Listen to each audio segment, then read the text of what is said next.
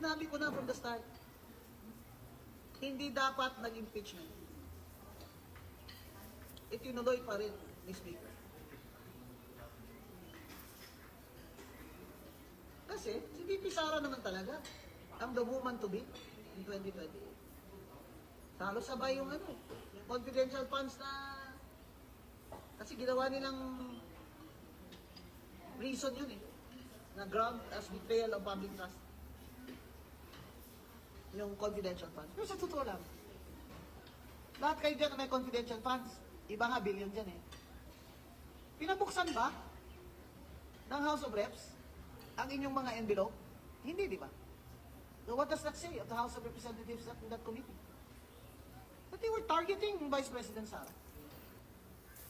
Is that correct? Na i-impeach nila?